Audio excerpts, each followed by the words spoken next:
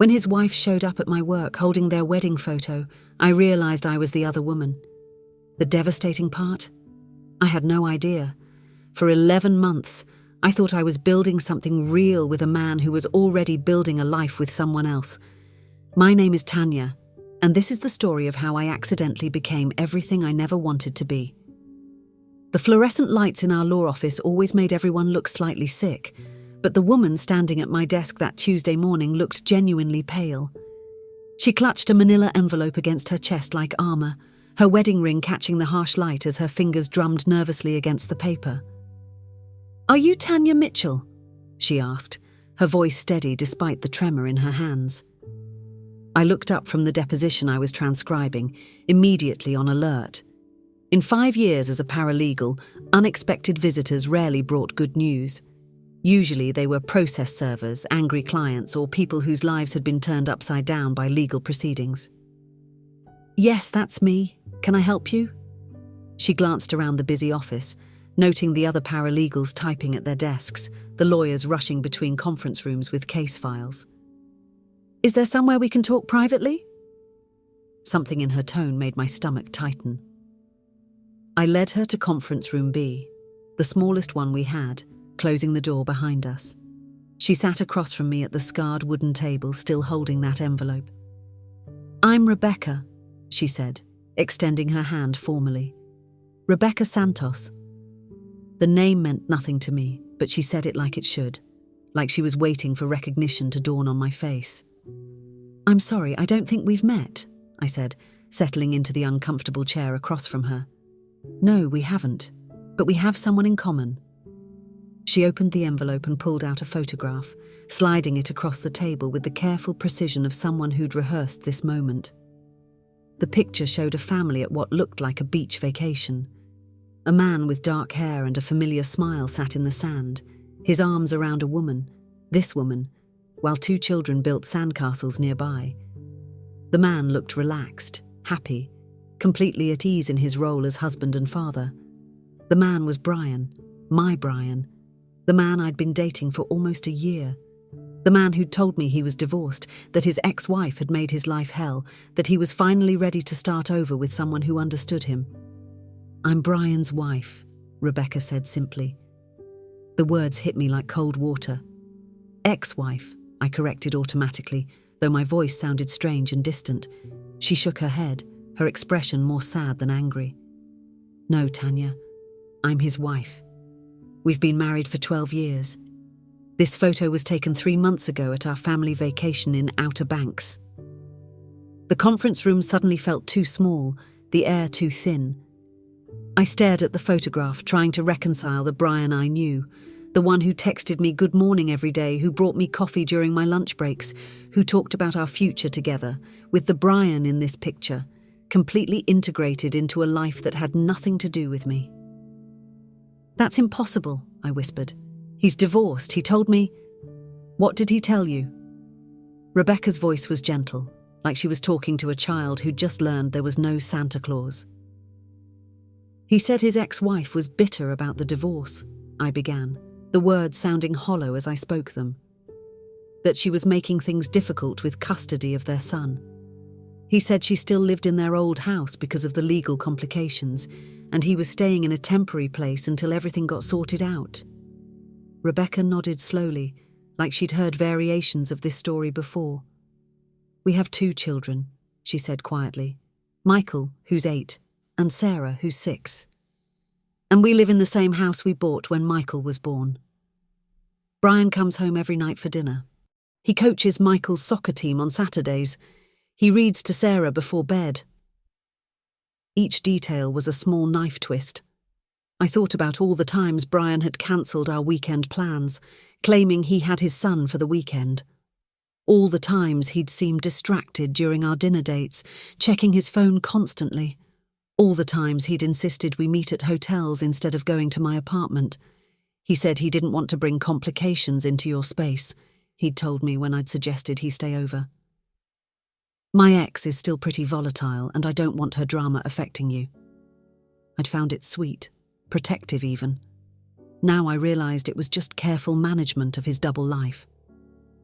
"How long?" I asked, though I wasn't sure I wanted to know. How long have you been seeing him? Rebecca counter-asked. 11 months.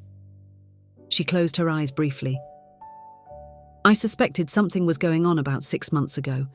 He started working late more often. Business trips that seemed unnecessary. New cologne. The usual signs. She opened her eyes and looked directly at me. I hired a private investigator. Rebecca reached into her envelope and pulled out a thick folder. Inside were photographs, dozens of them. Brian and me at restaurants, walking through the park downtown, entering and leaving hotels, kissing in the parking garage of my office building. Seeing our relationship documented like evidence in a criminal case made my stomach churn. What had felt like love now looked like deception. Each stolen moment actually stolen from the family in the beach photo. I know about the Marriott on 5th Street, Rebecca continued, her voice steady but tired. You've been there at least twice a month for the past 8 months. I know about the Italian restaurant where he takes you for dinner every Tuesday. That's when I think he's at his book club. I know about the weekend in Charleston where he told me he was at a work conference. Charleston. We'd talked about it being our first real getaway together, a chance to see if we could work as a couple outside the careful boundaries he'd always maintained. I'd thought it was romantic. She was describing it like a crime scene. Why didn't you confront him? I asked. I did. 3 weeks ago. She pulled out another photo. This one looked like it had been taken with a phone, quickly and without much care for composition.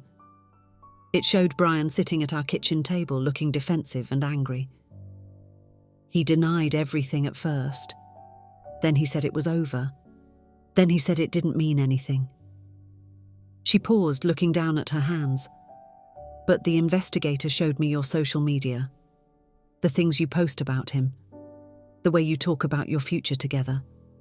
It was clear this wasn't just some casual fling for you. I thought about my Instagram posts from our Charleston trip. The sunset dinner I'd captioned, "Perfect night with my favourite person." The photo of our intertwined hands I'd posted with heart emojis. The way I'd gushed to my friends about finally finding someone who treated me right. I realised you didn't know, Rebecca continued. You're not some heartless woman trying to steal a husband. You're just another victim of his lies. Tell me about him, Rebecca said, settling back in her chair. Tell me about the Brian you know. It felt surreal, like being asked to describe a fictional character I'd created, but I found myself talking, needing to make sense of the man who apparently didn't exist. He's a project manager at Morrison Construction, I began. He's kind, thoughtful. He remembers little things, like how I take my coffee, or that I hate horror movies. He's ambitious but not ruthless. He talks about wanting to travel, maybe starting his own consulting firm someday. Rebecca nodded. He is a project manager at Morrison. That part's true. And he does want to start his own firm. We've been saving for it for 3 years. He said he was divorced because his ex-wife couldn't handle his work schedule, I continued, that she wanted him to be someone he wasn't. I've never complained about his work schedule, Rebecca said quietly. If anything, I've encouraged him to take on bigger projects. We're a team, or I thought we were. He said he had trust issues because of how the marriage ended, that it was hard for him to open up again. Rebecca's laugh was bitter. Trust issues, that's rich coming from him. I thought about all the conversations we'd had about taking things slow, about how he needed time to fully commit after being hurt so badly. How patient I'd been, how understanding, how I'd convinced myself that his emotional distance was just evidence of past trauma, not ongoing deception. What's he like at home? I asked, though I wasn't sure I wanted to know. Rebecca considered this. He's a good father, present, involved. He helps with homework, goes to school events. He's affectionate with the kids. She paused. With me, he's been more distant lately. I assumed it was work stress, or maybe just the natural evolution of long marriage. I never imagined. She trailed off, and we sat in silence for a moment, 2 women trying to reconcile the different versions of the same man. Looking back, there were signs I'd explained away or ignored entirely. Brian never answered his phone after 9 p.m. He said he was an early sleeper. He was never available on weekends until after lunch. He said he used Saturday mornings to catch up on work and spend time with his son. He'd never introduced me to any of his friends or colleagues, claiming he preferred to keep his personal life private after the messy divorce. He'd never invited me to work events, saying he didn't want to deal with office gossip.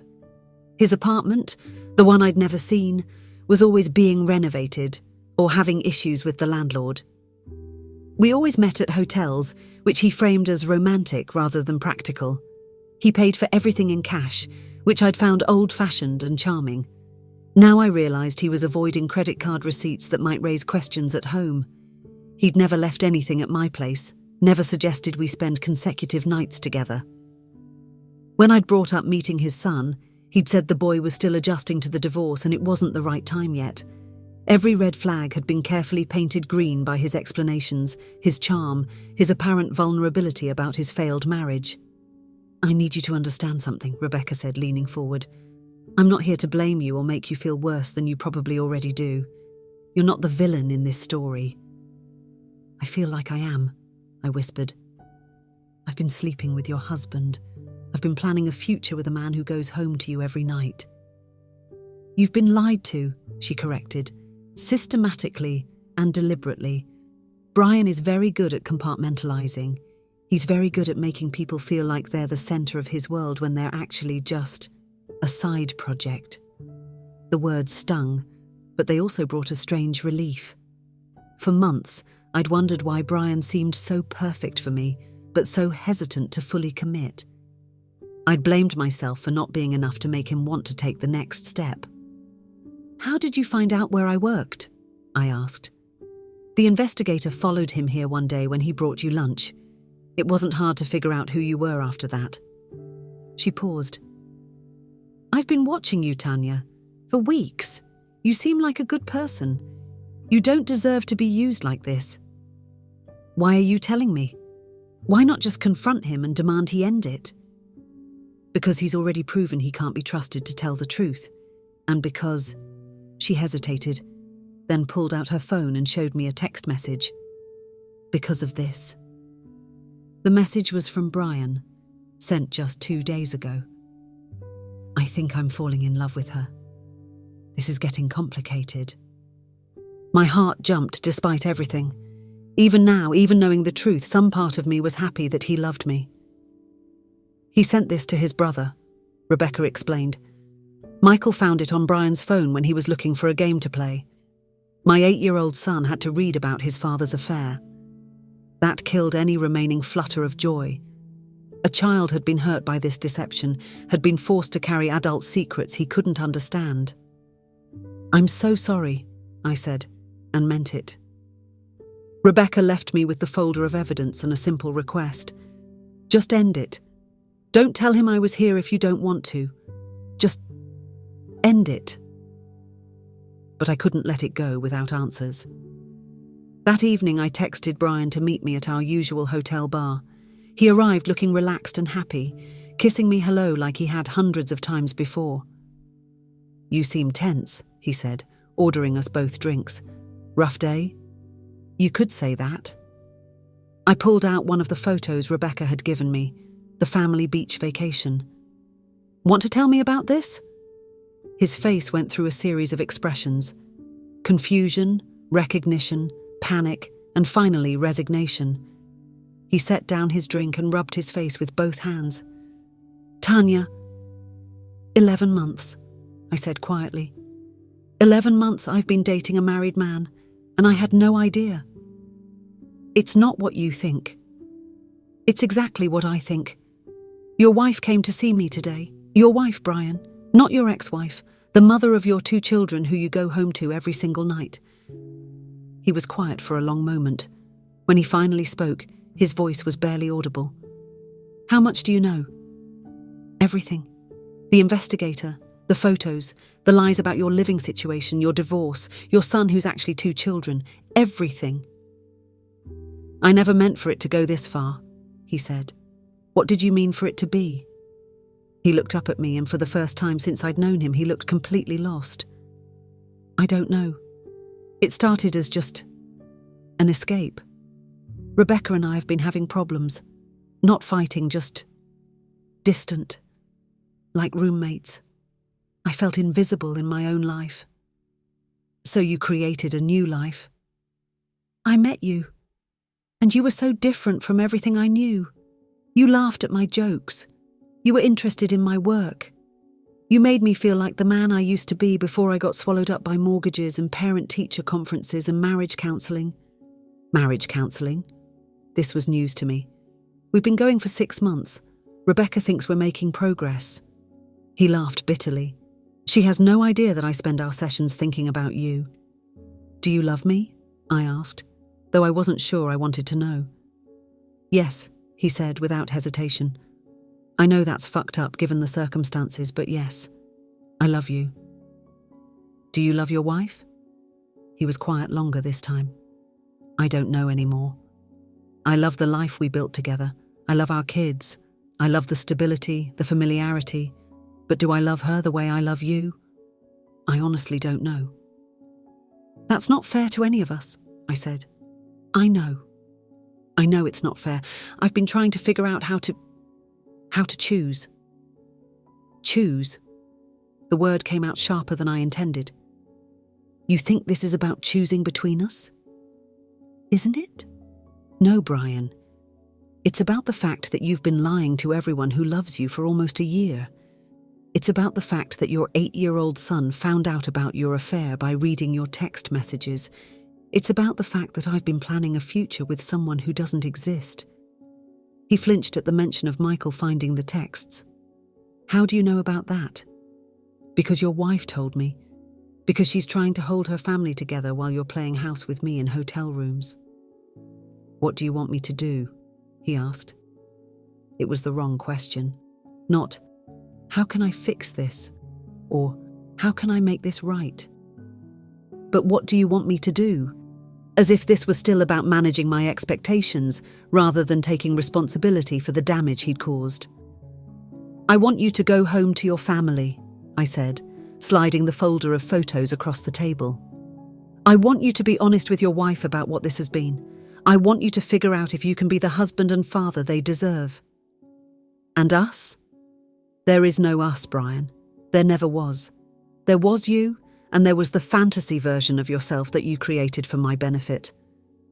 I fell in love with someone who doesn't exist. He reached for my hand, but I pulled away. I'm the same person. No, you're not. The person I fell in love with was single. He was honest. He was available. He was looking for a real relationship, not an escape from his real life. I stood up, leaving money on the table for my untouched drink. The person I fell in love with would never have put me in this position. Tanya, please, we can figure this out. I looked at him sitting there, still handsome, still charming, still the man who'd made me laugh and feel wanted and special. But now I could see the calculation behind his eyes, the way he was already trying to figure out how to manage this situation to his advantage. Goodbye, Brian. I blocked his number that night, deleted his contact information, removed him from all my social media. I threw away the few things he'd given me, a necklace, some books, a houseplant he'd brought me after a business trip that I now realized was probably a family vacation. He tried to reach me through work email, through mutual acquaintances, even through LinkedIn. I ignored all of it. 3 weeks later, Rebecca called me. I wanted to thank you, she said, and to let you know that we're separating. I'm sorry, I said, and meant it. Don't be. You did me a favor. I deserve to know who I was married to. Are you okay? I will be. The kids are having a hard time, but we'll get through it. Brian's moved out. He's actually staying in one of those extended stay hotels now. Ironic, isn't it? What will you do? I'm going back to school. I was a teacher before I had kids, and I think I'd like to be one again. The divorce settlement will help with that. She paused. What about you? I'm seeing a therapist, I admitted, trying to figure out how I got so lost in someone else's lie. We both got lost, she said gently, but now we're finding our way back. Therapy helped me understand that I'd been vulnerable to Brian's deception for reasons that had nothing to do with my intelligence or intuition. I was a single mother working 2 jobs, raising my daughter Emma largely on my own. When Brian appeared, stable, charming, seemingly devoted, he filled a need I'd been ignoring for years. I'd wanted so badly to believe in the life he was offering that I'd overlooked the inconsistencies, rationalized the red flags, and accepted explanations that should have raised more questions. Victims of con artists aren't stupid, my therapist explained. They're hopeful, and hope can be blinding when it's something you've been lacking.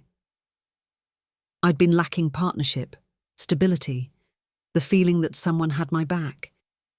Brian had offered all of that, and I'd been so grateful for it that I hadn't looked too closely at how he was able to provide it. 6 months after that confrontation in the hotel bar, I started volunteering at a local women's centre.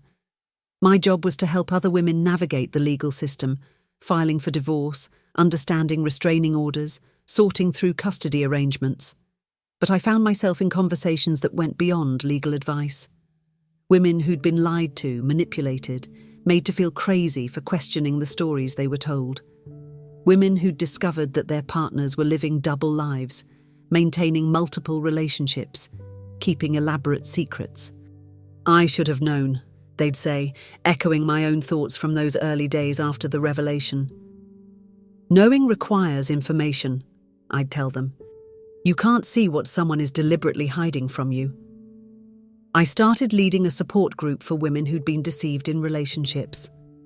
We called it Truth and Consequences, and we met every Thursday evening in the community room of the local library.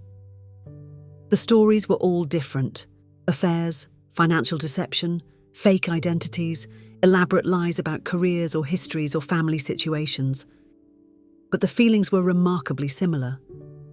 The shame, the self-doubt, the wondering how we could have been so blind. I feel like I was living in a movie, one woman said during our 3rd meeting. Like my whole relationship was just a performance, and I was the only one who didn't know it was fake. That resonated with all of us. The feeling of discovering that someone you loved was essentially playing a role, that the intimacy you'd felt was one-sided, that you'd been having a relationship with a character rather than a person. Emma, my daughter, had loved Brian. At 7 years old, she'd started asking when he was going to move in with us, when she could call him Dad. I'd had to explain that Brian wouldn't be coming around anymore, and watching her confusion and disappointment was almost as painful as my own heartbreak. "Did I do something wrong?" she asked one night at bedtime. "No, sweetheart. Sometimes grown-ups make mistakes, and those mistakes affect other people. Brian made some choices that hurt people, and now he can't be part of our family anymore. But I thought he loved us." "I thought so too, baby. But sometimes people aren't who we think they are." It was a hard lesson for a 7-year-old, but it was also an important one. I wanted Emma to grow up understanding that love requires honesty, that relationships should make you feel secure rather than confused, that she deserved people in her life who chose her fully and completely. A year after Rebecca's visit to my office, I got an email from her. She was in her 2nd semester of graduate school, working toward a master's in education. Her kids were doing well. Michael had joined the chess club at school, and Sarah was taking piano lessons. "I wanted to thank you again," she wrote, "not just for ending the affair, but for handling it with so much grace. You could have been angry with me for showing up at your work, or defensive about the situation.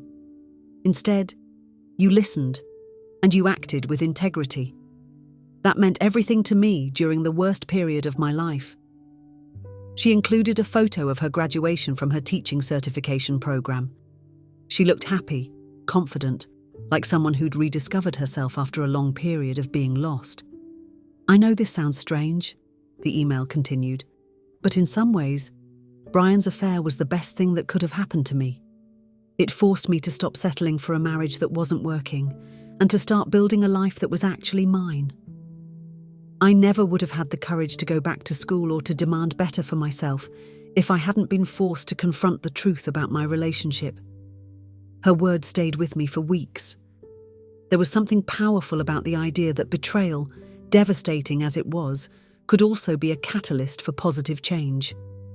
2 years later, I met David at a coffee shop near the law firm. He was a social worker, divorced, father to a 10-year-old daughter. We struck up a conversation when I accidentally took his order and he laughed instead of getting annoyed. "I'm usually more observant than this," I apologized, handing him back his latte. "Maybe you were just supposed to have it," he said with a smile that seemed genuine and uncomplicated. We started as friends, which was exactly what I needed. No pressure, no intensity, just two single parents who understood the challenges of balancing work and parenting and the occasional desire for adult conversation. David was everything Brian had pretended to be: available, honest, consistent. When he said he'd call, he called. When he made plans, he kept them. When I asked about his life, his answers were straightforward and verifiable. "I don't have any secrets," he told me early in our relationship. "My life is pretty much an open book, sometimes a boring open book, but open nonetheless." It was the opposite of boring. It was peaceful. David and I got married on a Saturday afternoon in the garden behind the community centre, where I'd been running my support group. It was small, just our kids, some close friends, and Rebecca. I'd invited her on impulse, not sure if she'd come, but wanting her to know that the painful chapter we'd shared had led to something beautiful. She arrived with a gift, a framed photo of Emma and me that she'd taken at our last support group meeting when we'd been celebrating another member's successful job interview. "You look happy," she said, hugging me in the receiving line. "I am happy, really happy." "Good, you deserve it." "So do you. How are things?" "Good, really good. I'm teaching 4th grade now, and I love it. The kids are thriving, and I'm seeing someone, another teacher. He's kind and boring and completely transparent about his life." "Boring is underrated," I said, and we both laughed. I still run the Truth and Consequences support group, now in its 4th year. We've helped dozens of women navigate the aftermath of deception, and I've learned that my story isn't unique. The details change, but the pattern is remarkably consistent. Charming partner, elaborate lies, victim blaming, and eventually, the slow work of rebuilding trust in yourself and others. "How do you know if someone is telling the truth?" a new member asked during last week's meeting. "You don't, completely," I answered. "But you can look for consistency between what they say and what they do. You can pay attention to how their story fits together. You can trust your instincts when something feels off. But what if you're wrong? What if you're just being paranoid because of what happened before?" It's a question I still struggle with sometimes. The balance between healthy skepticism and paralyzing fear, between learning from past experiences and being open to new possibilities. "I think the key is to trust yourself," I said. "Trust your ability to handle whatever comes. Trust that you're strong enough to walk away if someone isn't treating you right. Trust that you deserve better than having to constantly question whether the person you love is being honest with you." I drafted a letter to Brian once, about 6 months after our breakup. I wanted him to understand the full impact of what he'd done, not just to me but to his family, to his children, to everyone who'd been caught in the web of his lies. I wrote about the therapy bills, the sleepless nights, the way Emma had stopped trusting my judgment about people. I wrote about Rebecca's pain, about Michael and Sarah having to adjust to their parents' divorce, about the ripple effects of deception that spread far beyond the original lie. I wrote about the support group, about all the women I'd met who'd been manipulated and deceived, about how common it was for people to exploit others' hopes and vulnerabilities. But I never sent it. What would have been the point? Brian had made his choices, and he'd have to live with the consequences. My job wasn't to educate him or punish him or make him understand. My job was to heal, to help others heal, and to build something better from the wreckage he'd left behind. If I could go back and talk to the Tanya who first met Brian at that networking event 3 years ago, I'm not sure what I'd tell her. Part of me wants to warn her, to list all the red flags she should watch for, to tell her to run at the first inconsistency in his story. But another part of me recognizes that I needed to go through that experience to become the person I am today. The woman who can spot deception from a mile away. The woman who knows her own worth and won't settle for less than she deserves. The woman who can help other women navigate similar situations. The affair I didn't know I was in taught me things I couldn't have learned any other way. It taught me that love without honesty isn't love at all. It taught me that gut instincts are usually right, even when we want desperately to ignore them. It taught me that some people are willing to sacrifice others' well-being for their own comfort. But it also taught me that betrayal doesn't have to define you, that healing is possible, that there are good people in the world who will treat you with the respect and honesty you deserve. Last month, a woman named Jessica joined our support group. Her story was eerily familiar. Charming boyfriend, inconsistent schedule, elaborate explanations for why she'd never seen his apartment. She'd discovered the truth when his wife found them together at a restaurant. "I feel so stupid," she said during her first meeting. "How did I not see it?" "You saw what he wanted you to see," I told her. "And you believed it because you're a good person who doesn't assume the worst about people. That's not stupidity. That's humanity. Will I ever be able to trust anyone again?" "Yes," I said, thinking of David, of our quiet Sunday mornings and honest conversations and the way he makes me feel safe. "But you'll trust differently, more carefully, more intentionally, and that's not a bad thing." As I watched Jessica process her situation, I realized how far I'd come from that Tuesday morning when Rebecca first showed up at my office. I'd gone from being a victim of someone else's deception to being someone who could help others navigate similar situations. The affair I didn't know I was in had ended, but the life I'd built in its aftermath, honest, intentional, grounded in real connection rather than fantasy, was just beginning. The truth is, this story isn't really about the affair at all. It's about the love story that came after, not just my relationship with David, but my relationship with myself. The way I learned to trust my instincts, set boundaries, and demand honesty from the people in my life. It's about the love I found in my support group, the connections formed through shared experience and mutual healing. It's about the love I discovered in helping others, in using my pain to ease someone else's suffering. And it's about the love that already existed in my life.